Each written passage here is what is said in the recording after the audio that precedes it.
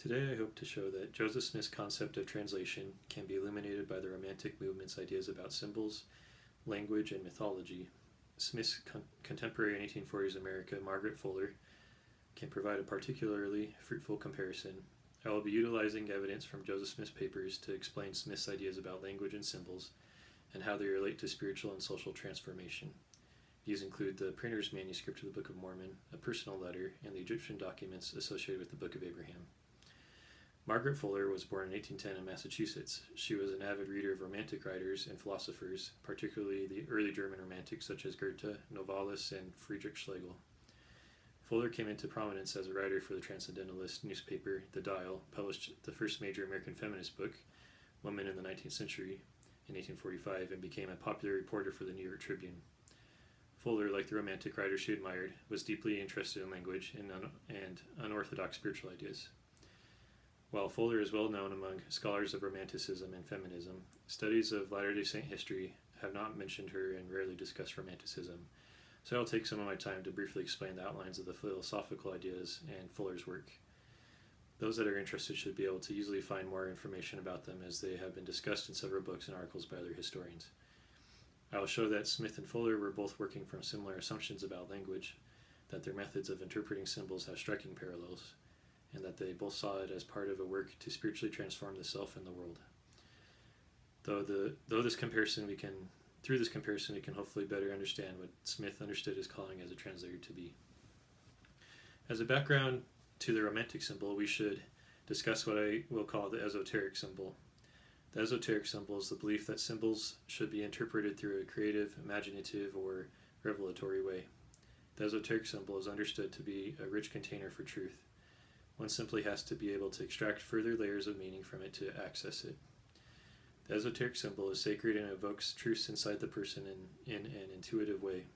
This contrasts with the mainstream idea that symbols are arbitrary signs that stand for something else, such as the letters of the alphabet standing for particular sounds.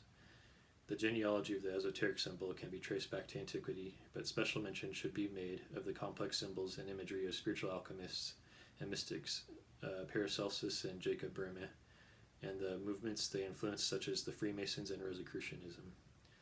Smith was involved in Freemasonry in the 1840s in Nauvoo, but it is very likely that he was aware of their ideas about symbols from his teenage years, as his brother Hiram was a member of the Palmyra Lodge, while the anti-Masonic fervor raged around their home in upstate New York. Masonic initiation centered around the display of and interpretation of various symbols. Each degree of initiation had its own set of symbols. The standard reference book in use at the time was Jeremy L. Cross's The True Masonic Chart, which was already in its fourth edition in 1826 and was very likely used by the Palmyra Lodge. It was based off of Thomas Smith Webb's Freemason's Monitor, originally published in 1797 in Albany, New York. Either way, both had a catalog of symbols organized by degrees, as well as aids to the liturgy and interpretation of the symbols. As Freemasonry was intended to elevate its members spiritually and make them enlightened members of a modern society, we can see that the Masonic hieroglyphics were examples of the esoteric symbol and forerunners for both Smith and Fuller's hieroglyphics. This usage of the word hieroglyphic is important for understanding both Smith and the Romantic usage of the term. While like today the term was most commonly associated with ancient Egyptian writing, for believers in the esoteric symbol it took on a broader and deeper meaning that leaned into its etymology of sacred carvings. Egypt, due especially to its reputation in antiquity and its role as the origin of Hermeticism, had long been regarded as the ultimate source of esoteric and mystical knowledge. Hieroglyphics, therefore, were identical to what I've called the esoteric symbol, plus a heavy dose of exotic Orientalism. Alchemical symbols and Masonic pictures were both referred to as hieroglyphics, as they were intended to be interpreted the way that they believed Egyptian writing was intended to be read, through intuition or revelation instead of reading in the conventional sense. Thomas Smith Webb summed it up well in the Freemason's Monitor, referenced above. What instruction more beneficial than an accurate elucidation of symbolical mysteries which tend to embellish and adorn the mind? Everything that strikes the eye more immediately engages the attention and imprints on the memory serious and solemn truths. Our records inform us that the usages and customs of Masons have ever corresponded with those of the Egyptian philosophers, to which they bear a near affinity. Unwilling to expose their mysteries to vulgar eyes, they concealed their particular tenets and principles of polity under hieroglyphical figures. Masonry, however, is not only the most ancient but the most moral institution that ever subsisted. Every character, figure, and emblem depicted in a lodge has a moral tendency and inculcates the practice of virtue. The Romantic symbol built upon the esoteric symbol, but gave it a more aesthetical character, as now poetic imagery was also understood to be symbols in this sense. Friedrich Schlegel explained the Romantical creating a golden age that would enchant the world again, letting the language of nature speak again in conversation with the poet. Schlegel referred to their project as creating variously a new mythology or new Bible. He understood it to be a revival of the ancient cult of Isis, the Egyptian goddess. For Romantics, removing the black veil of Isis was a central symbol of these efforts. Schlegel and other early Romantics believed that the Golden Age would come about through their own efforts to create effective symbols. Schlegel's friend, who went by the pen name Novalis, wrote the most evocative demonstrations of the Romantic symbol among the early German Romantics in his 1802 novel Heinrich von Ofterdingen. It introduced to the world the image of the blue flower, one of the central symbols of the Romantic movement. The titular Heinrich leaves his home to discover the meaning of the blue flower haunting his dreams. During the course of the story, the flower seems to take on different meanings, including representing the woman he falls in love with. It is difficult to summarize the intense feelings of longing and sanctity that surrounds the image of the blue flower in the novel, but it is clear that the point of the flower is not some ultimate meaning, but rather the truths he discovers on his journey. Smith's understanding of hieroglyphics can be inferred from some meta-comments from the narrator, Mormon, in the Book of Mormon. In Mormon chapter 4, chapter 9 in the modern edition, he comments on the possible writing systems he could have used in recording his book, following the version in the printer's manuscript. Now behold, we have written this record according to our knowledge in the characters which are called among us the Reformed Egyptian, being handed down and altered by us, according to our manner of speech, and if our plates had been sufficiently large, we should have written in the Hebrew. The assumption that hieroglyphics were symbols in the esoteric or Romantic sense is clearly implied by the statement that Reformed Egyptian writing took up less space than Hebrew. While Hebrew is an alphabet that encodes individual sounds, the Egyptian symbols contain more information and less space. Each hieroglyphic could theoretically be explicated to create whole sentences or paragraphs. That this is the intended meaning is confirmed by examining Smith's later Egyptian alphabets, commonly known as the Kirtland Egyptian Papers. For example, the document given the name Egyptian Alphabet A by the Joseph Smith Papers Project, we find a series of hieroglyphics listed along the left side of the page. Each hieroglyphic is given a name and an interpretation. The document is divided into 5 degrees in 2 parts, a system that is highly reminiscent of the way that Masonic hieroglyphics were grouped. In the Egyptian alphabet, the degrees seem to refer to different levels of meaning contained in a given symbol. Here's one of the interpretations for a single symbol. In the first degree, Abraham signifies the father of the faithful, the first right, the elder's second. Second degree, same sound, a follower of righteousness. Third degree, same sound, one who possesses great knowledge. Fourth degree, same sound, a follower of righteousness, a possessor of greater knowledge. Fifth degree, Abraham, the father of many nations, a prince of peace, one who keeps the commandments of God, a patriarch, a rightful heir, a high priest. In the more refined document titled Grammar and Alphabet of the Egyptian Language, the interpretations are longer. For example, the interpretation of the hieroglyphic named Phlos Isis in the 5th degree there has an explanation that is over 100 words long. While there has been some debate over Smith's intentions with these documents, I take the very similar approach to the interpretation of the facsimiles to the Book of Abraham to be sufficient evidence that they are representative of how Smith understood hieroglyphics. Margaret Fuller wished for women and all people to reach their full potentials and believed this could be accomplished through symbols. Women in the 19th Century was an expanded and revised version of an essay that she had published in 1843. As part of the expansion, she included a hieroglyphic symbol that had apparently inspired the 1843 essay and the 1845 expanded book. The symbol is probably from a theosophical or alchemical source, though the exact source is unknown. It consists of a serpent encircling a shining star formed from 2 triangles. The symbol seems to have been involved in much of her thinking concerning the potential for equality and mystical unity between the masculine and the feminine. It was the subject of a poem she wrote in her journal in 1844 called Double Triangle, Serpent and Rays. Patient serpent, circle round, till in death thy life is found. Double form of godly prime, holding the whole thought of time. When the perfect two embrace, male and female, black and white, soul is justified in space, dark made fruitful by the light, and centered in the diamond sun, time eternity are one. As discussed below, Fuller explains in the book that the frontispiece contained the spirit of her book and the archetype for empowered women and an equal society. Elsewhere in her journals, Fuller took it upon herself to translate the Rosicrucian founder's name, Christian Rosenkreuz, Rosy Cross in German. Sub Rosa Crux, I think, is the true derivation and not the chemical one. Generation, corruption, resurrection, regeneration, incorruption. By the chemical derivation, she referred to theories that the name Rosenkreuz actually referred to alchemical processes, a theory proposed by John Dee. Rather, she connects it to the Latin phrase sub rosa, which means that something is said in confidentiality or in secret. In the poem Sub Rosa Crux, that she recorded elsewhere in her journal, it becomes apparent that she used the name and image of the Rosy Cross as an inspiration for exploring her feelings about Christianity and salvation. What she wrote immediately before the translation clarifies her method of interpretation. My own interpretation, though founded only on poetic records, seems far truer than their pedantries. Her method depended on what intuitively seemed poetical. We can see that, despite their idiosyncrasies, Smith and Fuller took the same basic approach to interpreting symbols.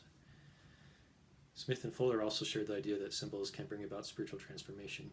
Fuller went through a period of crisis in the 1830s and early 1840s that culminated in a period of spiritual transformation and the creation of some highly original literary works, including her magnum opus, Women in the 19th Century. Jeffrey Still has documented the topic in depth, so I will just summarize the relevant details.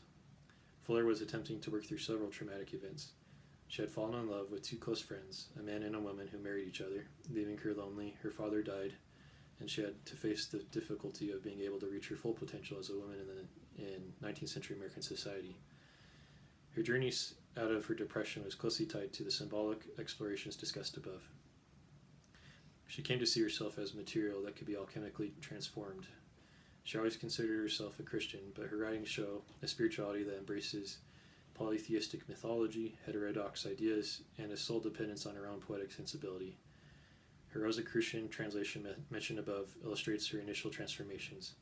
Like the alchemical baptisms of fire, Fuller describes a series of processes that she related to her spiritual journey: generation, corruption, resurrection, regeneration, and incorruption. In practical terms, Jeffrey Still describes this transformation as having involved a process of mourning for the things and people she lost. She also had to strengthen her resolve to face the reality of life as a queer woman in a patriarchal society. Fuller's exploration of the double triangle serpent arrays was also an important aspect of her healing and transformation. Fuller came to believe that every individual has a male and female aspect, and that self-actualization required balancing and harmonizing the various aspects that make up an individual. Through these hieroglyphical transformations, Fuller was able to work through her grief and enter into a happier and more productive stage in her life. Joseph Smith's work as a translator was also closely connected to his desire for spiritual transformation. His translation work resulted in a long, complicated book that has as its climax Jesus Christ teaching the principles of the gospel in plain language, which he and Oliver Cowdery promptly followed and instituted in the new church they established. During the following years, Smith would continue to look for salvation through language.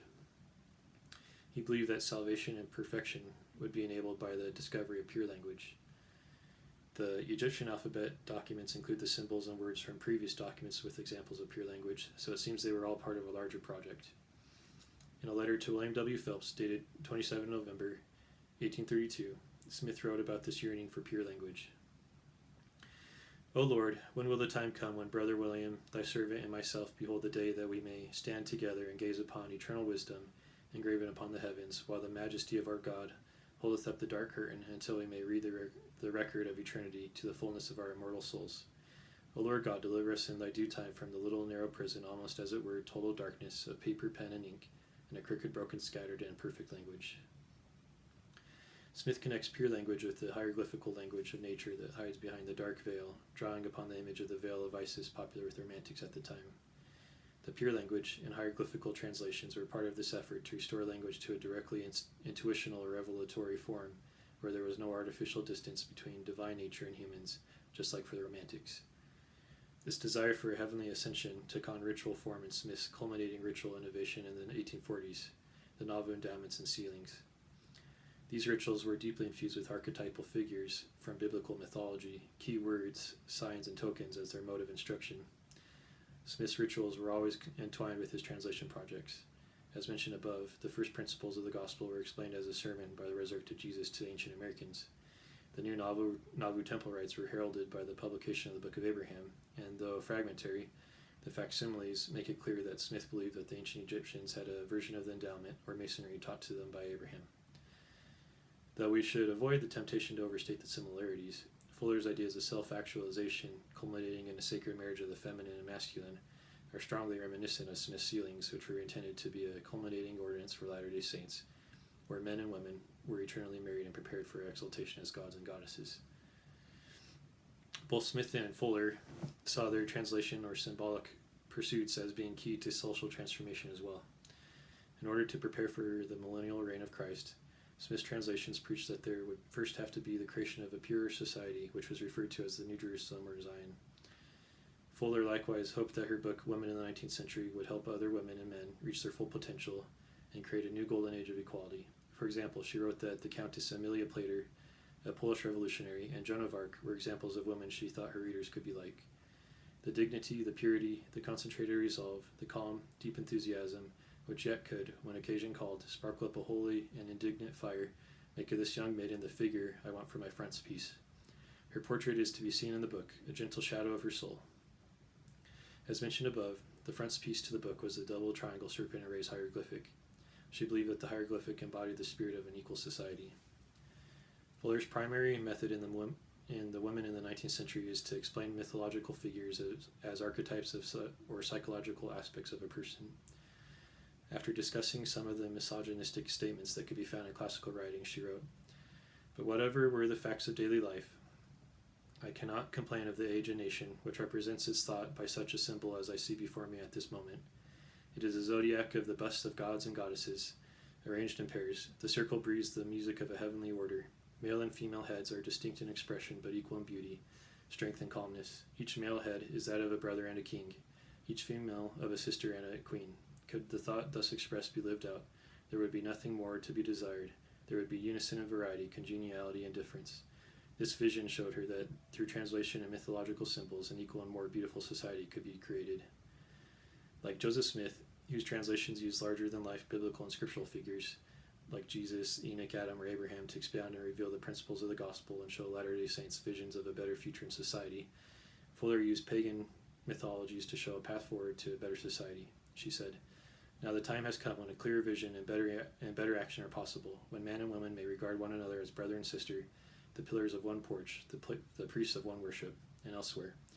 We have waited here long in the dust. We are tired and hungry, but the triumphal procession must appear at last." I have argued that we can know more about Joseph Smith's translation projects than what one might naively assume from hearing the word translation. By closely looking at Joseph Smith's papers, we see that translation and language for Smith was not what we may assume. By comparison to contemporary writers such as Margaret Fuller, we can better understand what was previously mysterious. While other scholars such as Sam Brown and Blake Ostler have investigated the esoteric origins of Smith's views of language or the expansionistic nature of his translation process, I believe that I am the first to suggest that he can be understood in the context of the Romantic symbol. Unlike in previous theories, this suggests that Joseph Smith did not understand hieroglyphics to represent sounds or words, but that they fundamentally embodied non-linguistic meanings that could only be interpreted through revelation, and when put into human language could take up whole paragraphs or multiple levels of meaning. The context of the Romantic symbol also illuminates the fact that Joseph Smith's translation process cannot be separated from his work to provide salvation and spiritual transformation and the creation of a new and equal society. Regardless of what one may think of the truth or divine inspiration behind Joseph Smith's translations or the writings of Margaret Fuller, we can see that their unorthodox method of hieroglyphical translation had a real method and weight to it that historians should not ignore.